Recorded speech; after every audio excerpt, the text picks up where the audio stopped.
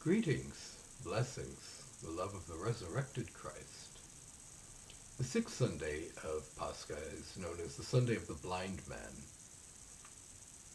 This can be found in the 9th chapter of the Gospel of John.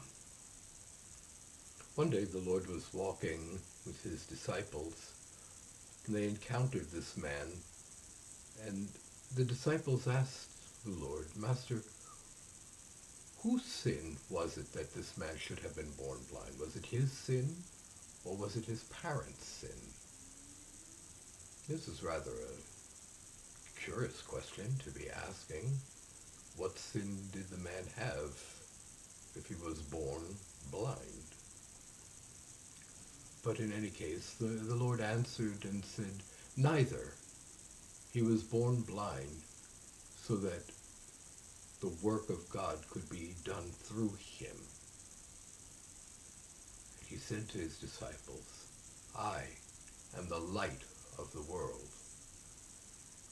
He was about to make light enter this man's eyes for the first time in his life. So he spat on the ground and made a mud with his finger and anointed the man's eyes with this mud, and told him to go to wash in the pool of Siloam, which means sent. Indeed, he was sent to go and wash.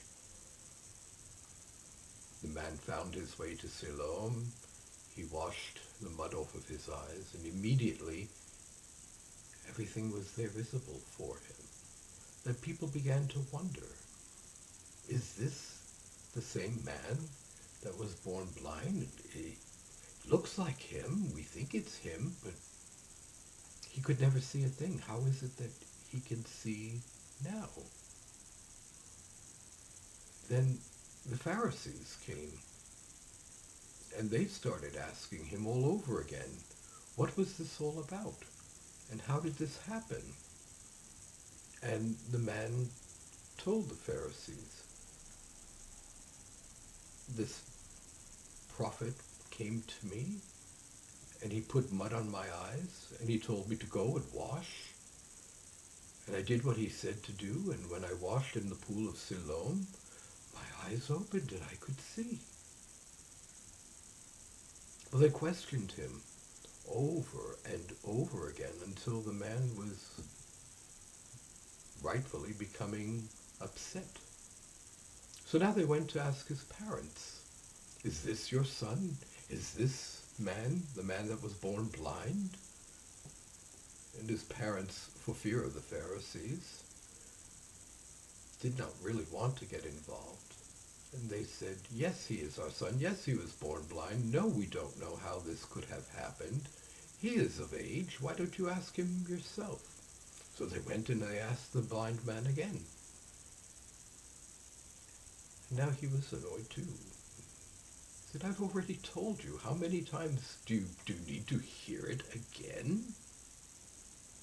All I know is that whereas once I was blind, now I see." And they threw him out of the temple. He then encountered Jesus again. And Jesus asked him, "Do you believe the Son of Man?" And the blind man said, "Who is he?" And Jesus answered, he said, "You see him now, and you speak to him."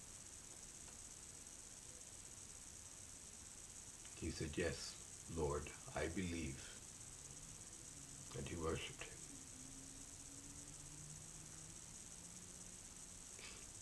In these days, COVID-19,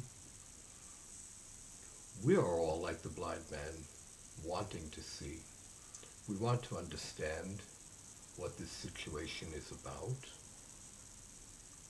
We want to know how to go about getting through life right now and getting through this situation and hoping that we will be okay and that our lives and families will be well. And people often equate these things with sin. They think that when something goes wrong, it's all about something that they have done, some kind of punishment that they have encountered because they deserved. And again, it's not necessarily about sin, but as the Lord said, that the works of God may be made manifest through us and through this time. I believe it is a call, really, to see in this time of quarantine and seclusion, while we are alone, will we commune with God? Will we believe in God? It has nothing necessarily to do with sin. And there will always be Pharisees and skeptics who are always saying, well, how should this be? Or the way that they made fun of the Lord and said, this man is from the devil. How could he be healing on the Sabbath day? Well, if he's the Son of God and it's the Sabbath day, what better day than to use the Sabbath day to work the work of God?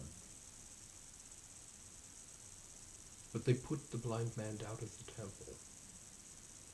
And his parents were frightened. People around him, they didn't know what to do or how to respond. And I think we can find that in our lives too.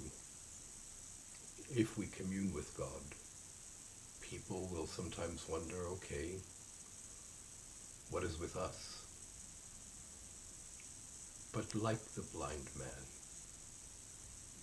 once you hear that calling, that voice, you are no longer frightened, and your vision is restored, and you go, and you do because you believe.